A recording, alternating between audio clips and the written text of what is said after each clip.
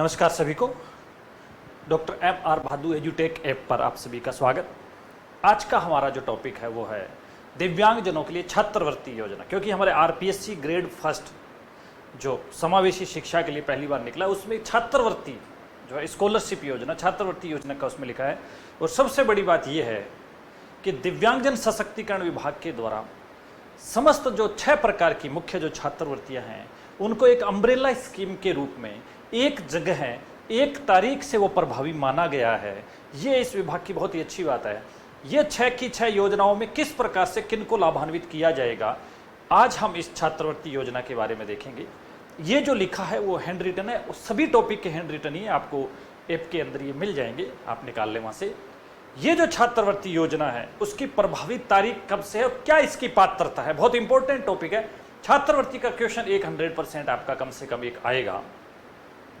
दिव्यांगजनों के लिए छात्रवृत्ति योजना किस तारीख से प्रभावी है? 1 अप्रैल 2023 से, यानी 1/4/2023 से दिव्यांगजन सशक्तिकरण जो विभाग है उसने पूरी की पूरी एक योजना को इस प्रकार से जो जितनी भी जो 6 प्रकार की अलग अलग इनकी जो छात्रवृत्तियां हैं उनको एक ही अम्ब्रेला के अधीन लाए हैं। इसलिए इसको कहा है इन्होंने केंद्रीय क्षेत्रक अम्ब्रेला योजना। ये डिपार्टमेंट के ही नाम है सारे, ये पूरा का पूरा विभाग की साइट से ही सारी चीजें उस हिसाब से ही आपको पढ़ाया जा रहा है। आरपीडब्ल्यूडी एक्ट 2016 में दिव्यांगजनों को शिक्षा का अधिकार भी दिया है। और ये जो शिक्षा का अधिकार दिया है ये दिया है 6 से 18 आयु वर्ग के लिए। हमारा जो आरटीई 2009 है वो तो देता है सामान्य बच्चों को 6 से 14 आयु वर्ग के लिए, लेकिन आरपीडब्ल्यूडी एक्ट दिव्यांगजनों के लिए, इसलिए दिव्यांगजनों को अधिकार देता है 6 से 18 आयु वर्ग के लिए। ठीक है।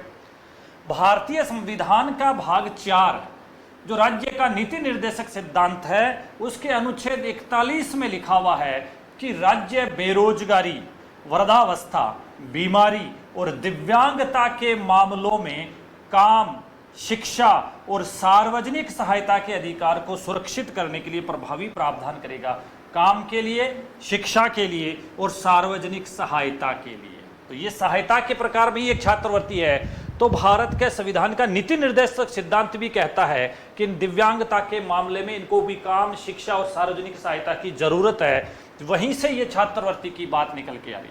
संविधान का ही भाग 4 का अनुच्छेद 46 में कहा है राज्य को कमजोर वर्गों के लोगों के शैक्षिक और आर्थिक हितों को बढ़ावा देने का अधिकार दिया गया है कि राज्य इनके शैक्षिक और आर्थिक हितों को बढ़ावा देगा। जब शैक्षिक और आर्थिक हितों को बढ़ावा देगा तो छात्रवृत्ति देनी है। भारतीय संविधान का भाग 4 का अनुच्छेद 38.2 राज्य को आय में असमानताओं को न्यूनतम करना, यानी लोगों की आय में जो असमानताएं हैं उनको न्यूनतम करना व विभिन्न वर्गों के लोगों के मध्य स्थिति, सुविधाओं और अवसरों में असमानता को दूर करने का आदेश दिया गया है। तो यहां पर भी है इस प्रकार से इनको एक विशेष प्रकार से, कईयों की आय बहुत ज्यादा, कईयों की बहुत कम, ये जो असमानता इसको दूर करने के लिए इनको भी एक ऐसी वित्तीय सहायता, आर्थिक सहायता दी जाए ताकि ये लोग भी पढ़ लिख लें और वो एक दूसरे के बराबर आ जाए। आरपीडब्ल्यूडी एक्ट 2016 ये बहुत इंपॉर्टेंट है। आरपीडब्ल्यूडी 2016 की धारा 31 वेरी इंपॉर्टेंट। धारा 31 में कहा गया है कि बच्चों को आरटी 2009 में निहित किसी भी बात के बावजूद, यानी बच्चों को आरटी में कोई भी अधिकार मिला होगा, इसके बावजूद 6 से 18 आयु वर्ग के बेंचमार्क दिव्यांगता वाले प्रत्येक बच्चे को पड़ोस में स्थित उसकी पसंद, यानी बिल्कुल पड़ोस में स्थित उसकी पसंद के स्कूल, यानी उसके पड़ोस में जो भी पसंद का स्कूल हो, ABCD XYZ, वो पड़ोस में उसकी पसंद का स्कूल या विशेष स्कूल में निःशुल्क शिक्षा का अधिकार है। और ये पीडब्ल्यूडी एक्ट की धारा 31 कहती है कि उसको अधिकार होगा किसी बच्चे को आरटी के तहत। लेकिन यहां तो आरपीडब्ल्यूडी एक्ट की धारा 31 कहता है कि यहां पे बच्चे को जो अधिकार है वो 6 से 18 आयु वर्ग को है और बेंचमार्क दिव्यांगता यानी 40% या इससे अधिक किसी की दिव्यांगता है, ऐसे प्रत्येक बच्चे को पड़ोस के किसी पसंद के स्कूल में या विशेष स्कूल में उसको शिक्षा का अधिकार है।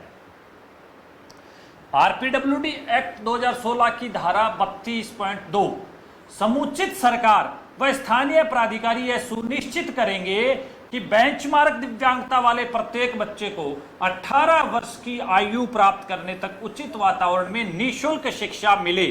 अब आप कहेंगे कि सर आप ये क्यों बढ़ा रहे पहले? बिल्कुल, ये छात्रवृत्ति योजना के शुरुआत की भूमिका बांधी गई कि क्यों छात्रवृत्ति दी जाए, इसलिए जहां छात्रवृत्ति योजना में लिखा गया है वही चीज आपको यहाँ पे बताई जा रही है। यहाँ समुचित सरकार को कहा गया है कि 18 वर्ष के बच्चे तक, ये क्वेश्चन बन सकता है, समुचित सरकार और स्थानीय प्राधिकारी दिव्यांगजनों की किस उम्र तक के लिए निःशुल्क शिक्षा की व्यवस्था करेंगे? 18 आयु वर्ग। दिव्यांग बच्चों की 18 आयु वर्ग की निःशुल्क शिक्षा का प्रावधान कौन करेगा? समुचित सरकार और स्थानीय प्राधिकारी। आइए, दिव्यांगजन सशक्तिकरण विभाग भारत सरकार 6 घटकों के साथ दिव्यांग छात्रों के लिए छात्रवृत्ति योजना का क्रियान्वयन कर रहा है। कितने घटक है? 6 घटक। वेरी इंपॉर्टेंट, पूछा जा सकता है। दिव्यांगजन सशक्तिकरण विभाग दिव्यांग छात्रों के लिए जो छात्रवृत्ति योजना ला रहा है उसके घटक कितने हैं? 6 घटक है। आइए, कौन कौन से वो 6 घटक है? पहला है प्री मैट्रिक छात्रवृत्ति। प्री मैट्रिक यानी 10वीं से पूर्व है, यानी कक्षा 9 व 10। प्री मैट्रिक और पोस्ट मैट्रिक हमारे यहाँ पे चलती है। कक्षा 10 तक जो है वो प्री मैट्रिक है, तो और 10 के बाद है वो पोस्ट मैट्रिक है, क्योंकि मैट्रिक कक्षा 10 को कहा जाता है। कि मैट्रिक कर लिया आपने, ठीक है, तो 9वीं और 10वीं की यहाँ पे प्री मैट्रिक है, और 11वीं 12वीं से लेकर स्नातकोत्तर यानी पीजी करने तक, पोस्ट ग्रेजुएट करने तक, एमए एमकॉम एमएससी करने तक पोस्ट मैट्रिक छात्रवृत्ति है। ये देखिए, ध्यान से देखना। अब यहां से प्री मैट्रिक छात्रवृत्ति कक्षा 9 और 10, ये इस प्रकार से भी लिखा आ सकता है, 9 व 10। पोस्ट मैट्रिक छात्रवृत्ति कक्षा 11 से स्नातकोत्तर डिग्री और डिप्लोमा तक के लिए, यानी कक्षा 11 12 स्नातक स्नातकोत्तर, तो ये सभी के लिए, यानी 11वीं से लेकर पीजी करने तक पोस्ट मैट्रिक है। ये ध्यान रखना, 11वीं से स्नातकोत्तर डिग्री या डिप्लोमा तक के लिए कौन सी है? पोस्ट मैट्रिक है। तो 11वीं 12वीं, फिर 3 साल का ग्रेजुएशन, तो 3 और 2 5, और फिर 2 साल का पोस्ट ग्रेजुएशन, 5 और 2 7, मान के चले कि ये 7 वर्ष तक के लिए है, और ये 2 वर्ष के लिए है, 9वीं और 10वीं के लिए। उच्च श्रेणी शिक्षा, हायर एजुकेशन में देखिए एक दूसरी ओर आ रही है। ये पोस्ट मैट्रिक तो है भी है, कक्षा 11 से पोस्ट ग्रेजुएशन तक के लिए, लेकिन तीसरी आ रही है उच्च श्रेणी शिक्षा। इसमें शिक्षा में उत्कृष्टता प्राप्त अधिसूचित संस्थानों में स्नातक व स्नातकोत्तर डिग्री और डिप्लोमा। देखिए, उच्च श्रेणी शिक्षा में सिर्फ कुछ दिव्यांगजन सशक्तिकरण विभाग के द्वारा कुछ अधिसूचित संस्थान होंगे, उन्हीं में ही आप स्नातक और स्नातकोत्तर कर सकते हो, यानी बीए और एमए, यानी पीजी और जो आपका है यूजी, ये आप कर सकते हो। तो कुल मिला के यहाँ पे जो कैटेगरी ली है वो आपका यूजी अंडर ग्रेजुएट और पोस्ट ग्रेजुएट लिया है, लेकिन ये शिक्षा में उत्कृष्टता प्राप्त अधिसूचित संस्थान जो एम्पैनल्ड इंस्टीट्यूशंस है, जो अच्छे इंस्टीट्यूशंस है, उनमें ही होगा, सब में नहीं होगा। राष्ट्रीय ओवरसीज छात्रवृत्ति चौथी, ये ओवरसीज यानी ये विदेश के लिए है। विदेश स्थित संस्थानों में मास्टर डिग्री या पीएचडी के लिए, ये पीएचडी तक का लिए। राष्ट्रीय ओवरसीज छात्रवृत्ति विदेशों के संस्थान या विश्वविद्यालयों में जो बच्चे जाएंगे, मास्टर डिग्री करेंगे, पोस्ट ग्रेजुएट करेंगे या पीएचडी करेंगे, तो उनके लिए राष्ट्रीय ओवरसीज छात्रवृत्ति है। 5वीं है राष्ट्रीय फेलोशिप, और फेलोशिप किसको दी जाती है? फेलोशिप दी जाती है एमफिल और पीएचडी वालों को। आपने देखा होगा, आपने कहा मैंने नेट कर ली, और नेट में फिर जिनको फेलोशिप मिल जाती है, यानी उनको कुछ विशेष प्रकार का जो है सहायता मिल जाती है, वजीफा मिल जाता है, तो यहाँ राष्ट्रीय नेशनल फेलोशिप भारतीय विश्वविद्यालयों में एमफिल और पीएचडी के लिए ये राष्ट्रीय फेलोशिप है। देखिए, विदेश में पीएचडी के लिए राष्ट्रीय ओवरसीज छात्रवृत्ति है, और भारत में ही बच्चे कोई पीएचडी करना चाह रहे हैं तो उसको राष्ट्रीय फेलोशिप है। और 6ठी है निःशुल्क coaching, free coaching. Group A B C, 3 group A B C पदों के लिए भर्ती परीक्षाओं, यानी भर्ती परीक्षाओं और विभिन्न तकनीकी और व्यावसायिक पाठ्यक्रमों में दाखिले के लिए कोई प्रवेश परीक्षा हो रही है, उसके लिए निःशुल्क कोचिंग, एबीसी पदों की जो है भर्ती परीक्षा और विभिन्न तकनीकी और व्यावसायिक पाठ्यक्रमों में प्रवेश लेने के लिए जो प्रवेश परीक्षा होती है, उसके लिए निःशुल्क कोचिंग। तो अब आप देखिए, यहां पे आपने देखा होगा कि ये जो 6 घटक है वो ये है प्री मैट्रिक छात्रवृत्ति, पोस्ट मैट्रिक छात्रवृत्ति, उच्च श्रेणी शिक्षा, राष्ट्रीय ओवरसीज छात्रवृत्ति, राष्ट्रीय फेलोशिप और निःशुल्क कोचिंग।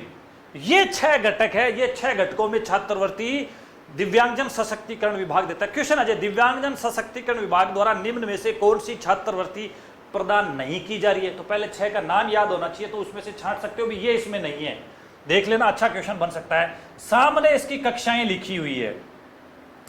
छात्रवृत्ति की सामान्य कुछ शर्तें दी है। छात्रवृत्ति की पात्रता की सामान्य शर्तें जो सभी छात्रवृत्ति के लिए लागू है, आ सकता है। छात्रवृत्तियां केवल भारतीय नागरिकों के लिए है। छात्रवृत्ति आरपीडब्ल्यूडी एक्ट 2016 में परिभाषित बेंचमार्क दिव्यांगता वाले छात्रों के लिए है, जिनके पास सक्षम अधिकारी द्वारा जारी दिव्यांगता का वैध प्रमाण पत्र है, उसी को मिलेगी। एक ही माता पिता के 2 से अधिक दिव्यांग बच्चे योजना का लाभ प्राप्त करने के हकदार नहीं होंगे। देखिए, ये ध्यान रखना, ये ऑप्शन में दे सकता है। एक ही माता पिता के 2 बच्चों तक ये छात्रवृत्ति मिलेगी। 2 से यदि ज्यादा हो गए तो छात्रवृत्ति नहीं मिलेगी, लेकिन एक कंडीशन में मिलेगी। लेकिन यदि दूसरा बच्चा जुड़वा है तो जुड़वा को छात्रवृत्ति स्वीकार होगी। यानी एक ही माता पिता के 2 से अधिक दिव्यांग बच्चे हो योजना का लाभ प्राप्त करने के अधिकार नहीं होंगे, लेकिन यदि दूसरा बच्चा जुड़वा हो गया तो वह छात्रवृत्ति उनको मिल सकती है, और वो दूसरा जुड़वा भी दिव्यांग है। तो 3 बच्चे 3 हो गए ना, पहला 1 हुआ, फिर 2 हो गए, दोनों दिव्यांग है, तो ये टोटल 3 हो गए। टोटल 3 तभी मिलेगी जब दूसरे दोनों बच्चे जुड़वा होंगे तो ही मिलेगी, नहीं तो नहीं मिलेगी। किसी भी कक्षा में पढ़ने के लिए छात्रवृत्ति केवल 1 वर्ष के लिए मिलेगी। यदि कोई छात्र कक्षा को दोहराता है कि साहब मेरे तो नंबर कम बने 12वीं में, मैं तो दोबारा दे लेता हूं, तो छात्रवृत्ति नहीं मिलेगी। जिस कक्षा में पढ़ रहा है उस कक्षा के लिए 1 साल के लिए मिलेगी, दोहराने पर उसमें कोई छात्रवृत्ति नहीं मिलेगी। और इस योजना के तहत छात्रवृत्ति मिलने पर किसी अन्य छात्रवृत्ति या वजीफा या स्टाइपेंड का लाभ नहीं मिलेगा। यानी इस योजना में कोई छात्रवृत्ति मिल गई तो अन्य कोई छात्रवृत्ति, वजीफा, स्टाइपेंड नहीं दिया जाएगा। ये सामान्य शर्तें हैं, 100% विभाग की शर्तें हैं, जो दिव्यांगजन सशक्तिकरण विभाग की शर्तें हैं। छात्रवृत्ति के लिए निम्न में से क्या शर्त नहीं है? तो जो है वो ये है कि भारतीय नागरिक होना चाहिए, बेंचमार्क दिव्यांगता होनी चाहिए, सक्षम अधिकारी का दिव्यांगता प्रमाण पत्र होना चाहिए, 2 से अधिक बच्चे नहीं होने चाहिए, यदि है तो दूसरे दोनों बच्चे जुड़वा होने चाहिए, 1 ही वर्ष के लिए मिलेगी, दोहराने वाले बच्चे को छात्रवृत्ति नहीं मिलेगी, और इस ये छात्रवृत्ति मिल गई तो फिर कोई दूसरी छात्रवृत्ति में आवेदन वो नहीं करेगा। सिंपल सी बात। आइए देखते हैं छात्रवृत्ति योजनाओं की व्यापक विशेषताएं। ये लीजिए, मेरा ये मानना है कि ग्रेड फर्स्ट में एक सवाल इस चार्ट से आ सकता है, क्योंकि इसमें मैंने सारी 6 की 6 एक साथ ले ली है। ये आपको बिल्कुल पीडीएफ मिल जाएगा, ऐप के अंदर मिल जाता है पीडीएफ, आपको लिखने की कुछ भी जरूरत नहीं है। देखिए, क्रम संख्या योजना, ये 6 की 6 योजना। कक्षा या पाठ्यक्रम के लिए कौन सी कक्षा पाठ्यक्रम के लिए स्वीकार है, ये सारा लिखा है। स्लॉट यानी कितने विद्यार्थी इसमें आ सकते हैं, लिखा है। माता पिता की आय कितनी हो सकती है, लिखा है। और महिला उम्मीदवारों के लिए आरक्षण कितना होगा। तो कितना शानदार, एक ही चार्ट में सारी की सारी छात्रवृत्तियों की मेन बातें आ गई है। देखना, पहला है प्री मैट्रिक, किसके लिए था? कक्षा 9-10 के लिए, मैंने बताया था 11, 9वीं, 10वीं के लिए। स्लॉट कितना है? भारत में 25,000 विद्यार्थियों को प्री मैट्रिक छात्रवृत्ति मिलेगी। कितने हजार? 25,000 विद्यार्थियों को। लेकिन इन 25,000 में वो बच्चे भी शामिल है जिनका रिन्यू करवाना है। मान लीजिए पिछले साल भी कुछ बच्चों को मिला है, वो इस बार 10वीं में आ गए, तो पहले पिछले साल वाले इस बार 10वीं में आ गए, उनको रिन्यू होगा, तो ये 25,000 नवीनीकरण सहित है। और इसमें माता पिता की आय 2.5 लाख रुपए तक होनी चाहिए। और महिला उम्मीदवार इसमें 50% यानी 12,500 इसमें बालिकाएं या महिलाएं होगी। पोस्ट मैट्रिक किसके लिए? कक्षा 11-12 स्नातकोत्तर तक मान्यता प्राप्त विश्वविद्यालय होना चाहिए। पोस्ट मैट्रिक का था 11वीं से लेकर स्नातकोत्तर तक, यानी ये 7 वर्ष तक बच्चा यदि पढ़ रहा है, 11वीं 12वीं बीए और एमए तक, तब इसमें है 17,000। ये तो थी 25,000, ये 17,000, इसमें भी नवीनीकरण सहित है। आय वही 2.5 लाख है, वो ही 50% है। देखिए, महिला उम्मीदवारों की 50% ये आय सेम है। यहां 25,000 थे, ये अब 17,000 रह गए। उच्च श्रेणी शिक्षा, जो दिव्यांगजन सशक्तिकरण विभाग द्वारा अधिसूचित संस्थानों में स्नातक या स्नातकोत्तर डिग्री या डिप्लोमा वो करता है, तो इसमें मात्र 300 बच्चे हैं, मात्र पूरे भारत में 300 बच्चे, उसमें भी नवीनीकरण सहित है, और इसमें आय 8 लाख रुपए है। माता पिता की आय 8 लाख रुपए, और महिलाओं का आरक्षण इसमें भी 50% है। नेशनल ओवरसीज, विदेशी विश्वविद्यालय या संस्थानों में मास्टर डिग्री या पीएचडी करते हैं तो उनको दिया जाएगा, और 20+ छात्र यहां पे होंगे। चालू मामले भी इसमें कोई करंट में चल रहा है तो 20+ लिखा है, तो इससे 20+ ज्यादा भी हो सकते हैं। और 8 लाख रुपए यहां की भी जो आय है, और महिलाओं का जो आरक्षण है वो विदेश में अब 30% तक का आरक्षण है, जो बाकी 70% वहां फ्री छोड़ी है महिलाओं का। यहां पे देखिए शुरुआत की तीनों में महिला आरक्षण 50% है, लेकिन ओवरसीज, नेशनल ओवरसीज जो थी उसमें 30% अब आरक्षण हो गया है। चौथा, पांचवा, नेशनल फेलोशिप, राष्ट्रीय फेलोशिप जो पीएचडी करने के लिए होती है। भारतीय विश्वविद्यालयों से एमफिल या पीएचडी करनी है तो पूरे भारत के 200+ या 200 से ज्यादा चालू मामलों के साथ आय की कोई सीमा नहीं है। यहाँ पे यदि आपको भारतीय विश्वविद्यालयों से एमफिल और पीएचडी करनी है, 200 से अधिक बच्चे लिए जाएंगे, कोई आय नहीं और कोई आरक्षण महिलाओं के लिए स्पेशली नहीं। यहाँ पे ये है राष्ट्रीय फेलोशिप। और छठी है फ्री कोचिंग, निशुल्क जो कोचिंग वाली है, इसके अंदर इन्होंने डिसाइड किया है कि सरकारी नौकरियों के लिए प्रतियोगी परीक्षाओं एवं व्यावसायिक और तकनीकी पाठ्यक्रम, यानी एक तो कोई भी सरकारी नौकरी लगने के लिए कोई ABC कोई प्रतियोगिता परीक्षा होती है, या कोई वोकेशनल और टेक्निकल पाठ्यक्रमों में प्रवेश परीक्षाओं के लिए कोचिंग में आप जा सकते हो। उसके लिए आपके पास पूरे भारत का स्लॉट है 1000 बच्चों का।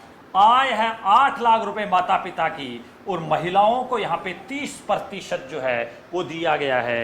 ये था पूरा एक ही पेज में ये जो छात्रवृत्ति योजनाओं की जो व्यापक विशेषताएं हैं वो एक साथ, ये एक पेज भी अगर आप अच्छे से याद कर लेंगे तो मुझे नहीं लगता इसमें कोई क्वेश्चन आपका गलत होने का चांस है। ये पीडीएफ ऐसा कैसे निकाल लें आप।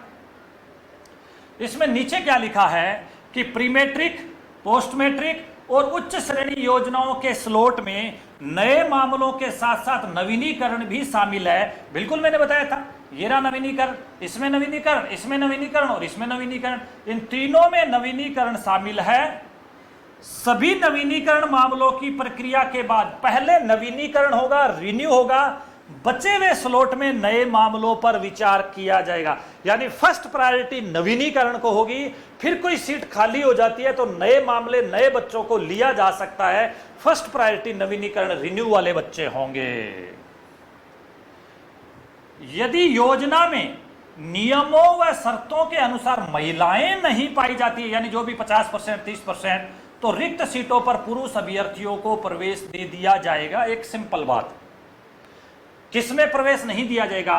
विमान अनुरक्षण इंजीनियरिंग पाठ्यक्रम, निजी पायलट लाइसेंस पाठ्यक्रम, शिप डफरिन प्रशिक्षण पाठ्यक्रम, सैन्य कॉलेज देहरादून में प्रशिक्षण पाठ्यक्रम, अखिल भारतीय और राज्य स्तरों के परीक्षा पूर्व प्रशिक्षण केंद्रों में पोस्ट मैट्रिक छात्रवृत्ति प्रदान नहीं की जाती है। यानी ये बैन लगाया कि यहां पे आपको पोस्ट मैट्रिक छात्रवृत्ति नहीं दी जाएगी, क्योंकि ये कुछ इस प्रकार के हाई टेक्नोलॉजी वाले इस प्रकार के कुछ पाठ्यक्रम है।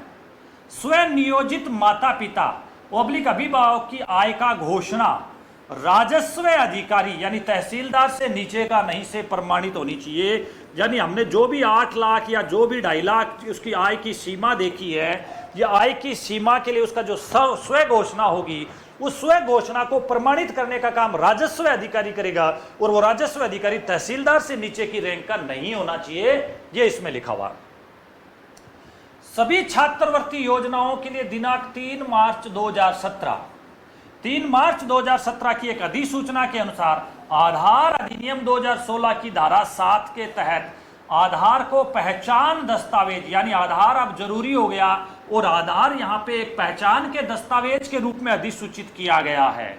छात्रवृत्ति के लिए आधार आधारित बायोमेट्रिक प्रमाणीकरण करवाना पड़ेगा। और छात्रवृत्ति योजनाओं का लाभ उठाने के लिए उसके पास यूडीआईडी कार्ड या यूडीआईडी नामांकन होना अनिवार्य है।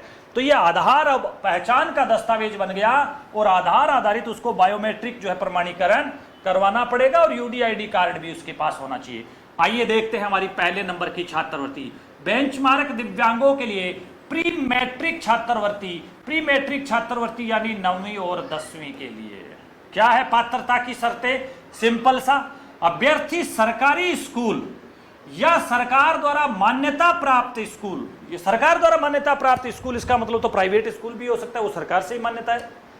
अभ्यर्थी सरकारी स्कूल या सरकार द्वारा मान्यता प्राप्त स्कूल या केंद्रीय या राज्य माध्यमिक शिक्षा बोर्ड यानी सीबीएसई या आरबीएसई या जो भी बोर्ड द्वारा मान्यता प्राप्त स्कूल में यदि अध्ययनरत है, यानी बच्चा सरकारी स्कूल में या सरकार द्वारा मान्यता प्राप्त स्कूल में या सीबीएसई या आरबीएसई के द्वारा मान्यता प्राप्त किसी स्कूल में अध्ययनरत है तो पात्र है। अभ्यर्थी कक्षा 9 व 10 में नियमित अध्ययनरत या पूर्णकालिक होना चाहिए, प्राइवेट उसका एडमिशन या दूरस्थ नहीं होना चाहिए, डिस्टेंस एजुकेशन से नहीं होना चाहिए।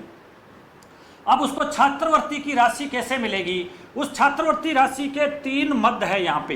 एक तो है रख रखाव भत्ता, जो रख रखाव भत्ता तो हर माह मिलता है, पुस्तक अनुदान 1 वर्ष में मिलता है और दिव्यांगता भत्ता ये भी 1 वर्ष में मिलता है। यानी 9वीं 10वीं के बच्चे को जो राशि मिलेगी वो 3 मद में मिलेगी।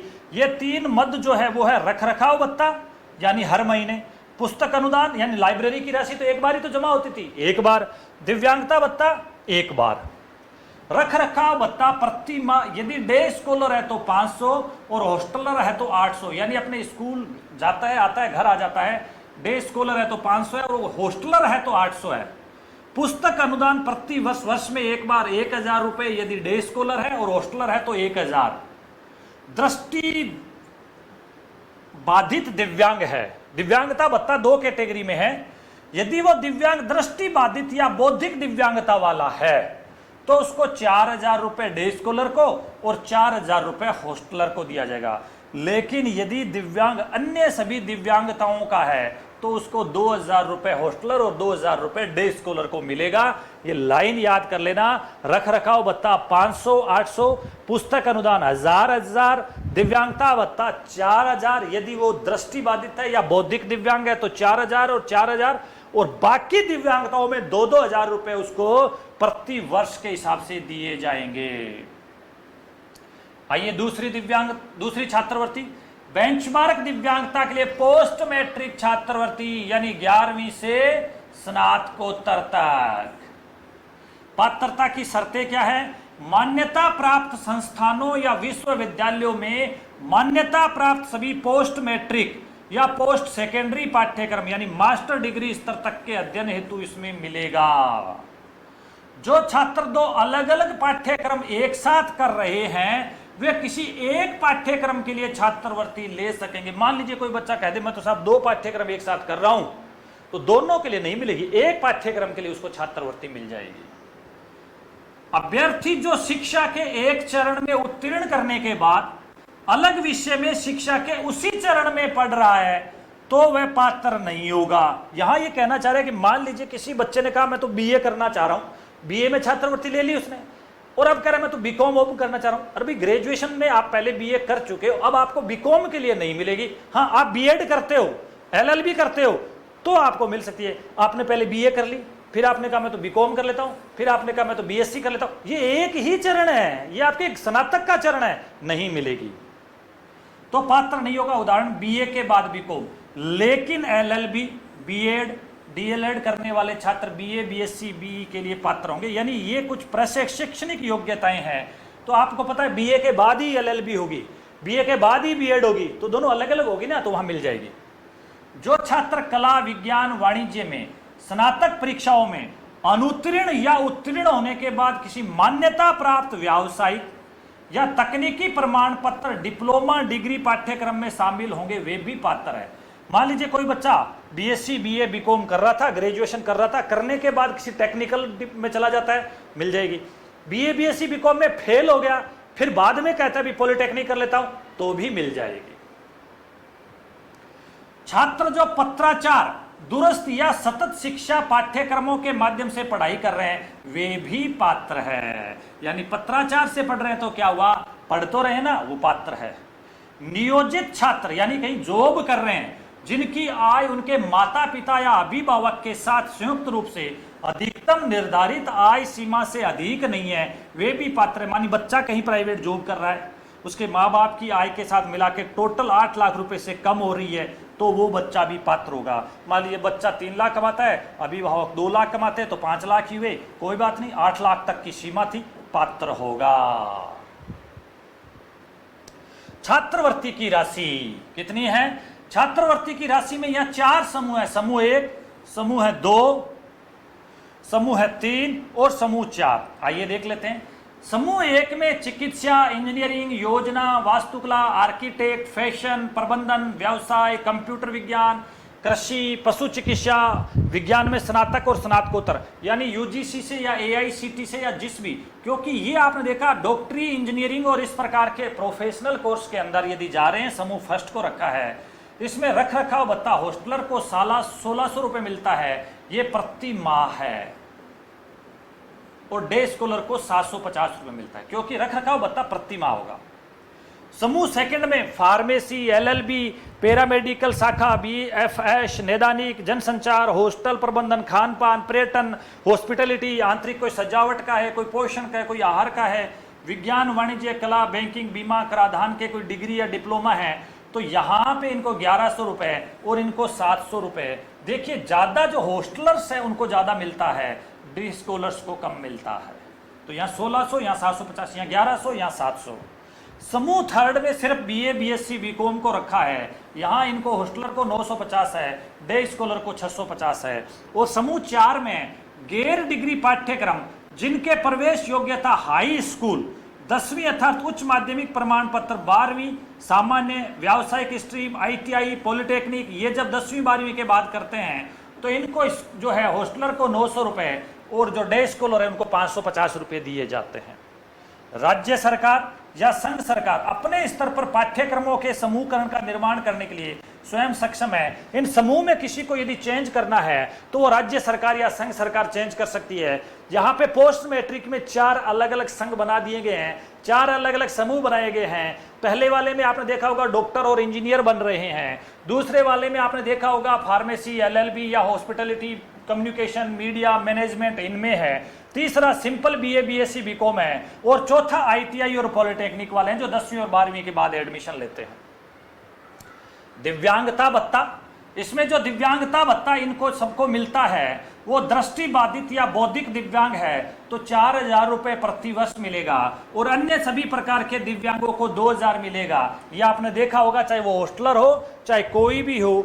ये पहले वाली में जो प्री मैट्रिक था उसमें भी 4000 और 2000 था, और यहां पर भी इनका प्रति वर्ष 4000 और 2000 है, चाहे हॉस्टलर हो और चाहे डे स्कॉलर हो। तो दिव्यांगता भत्ता में 2 कैटेगरी, दृष्टिबाधित और बौद्धिक दिव्यांग को ज्यादा है और अन्य सभी दिव्यांगों को उसका आधा है।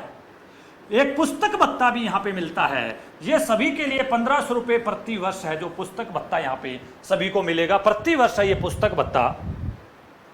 अनिवार्य गैर वापसी योग्य शुल्क की प्रतिपूर्ति, अनिवार्य गैर वापसी यानी वापस नहीं मिलेगा, योग्य शुल्क की रियम्बर्समेंट होगा। ये सिंपल सा ये कह रहा है कि मान लीजिए आपने किसी कॉलेज के अंदर एडमिशन लिया, तो वहां जाते ही वो कहते हैं कि साहब आप अब अपना पंजीकरण करवा लो, अब अपना खेल में ले लो, अब अपना पुस्तकालय में ले लो, अब आपका चिकित्सा का हो गया, विभिन्न प्रकार के संघ हो गए, आपका कोई ट्यूशन फीस हो गई, ये सारा जमा करवा करू के वो कह रहे हैं कि अब आपका पूरा टोटल खर्चा 1.5 लाख तक का हो गया।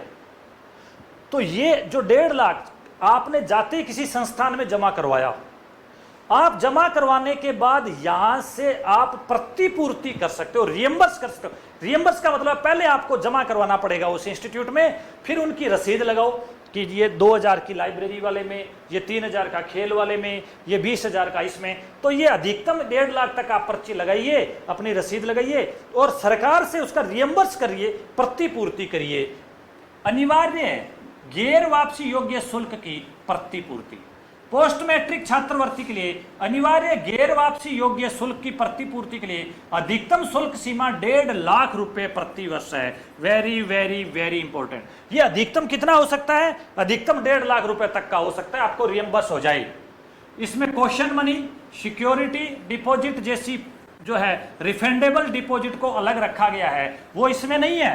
Question money, security deposit, refundable deposit वो इसमें शामिल नहीं, क्योंकि वो तो आपको रिफंड होती है, वो संस्थान ही रिफंड कर देता है। आपको तो ऐसा जमा करवाना है जो वो संस्थान रिफंड ही नहीं करता, क्योंकि आपका पैसा लग गया, आप दिव्यांग थे, आप सरकार से ले लीजिए उसका रियम्बर्समेंट।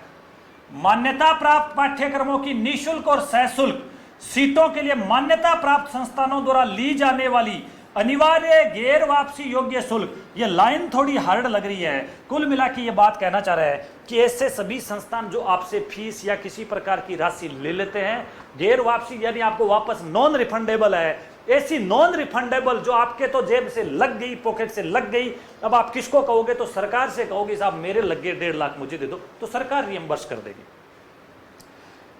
राज्य केंद्र सरकार द्वारा अनुमोदित शुल्क संरचना के अनुसार 1.5 लाख रुपए प्रति वर्ष तक की सीमा में इसका रियम्बर्समेंट आपको किया जा सकता है। छात्र द्वारा नामांकन, पंजीकरण शुल्क, ट्यूशन फीस, खेल शुल्क, संघ शुल्क, पुस्तकालय शुल्क, पत्रिका शुल्क, चिकित्सा शुल्क आदि शुल्क संस्थान में जमा कराने होते हैं, और यही वो शुल्क है जिनमें आपके पैसे लगते हैं। तो ये था आज का हमारा छात्रवृत्ति का पार्ट ए। 4 छात्रवृत्तियां जो हमारी और बच गई है, जो पार्ट बी में मिलेगी, देखें इसी प्रकार से, और पीडीएफ अपने उसी पोर्टफोलियो में लगाएं और उसको पढ़ें ताकि आपकी सारी चीजें क्लियर हो जाए। ये है हमारा पार्ट ए। Thank you.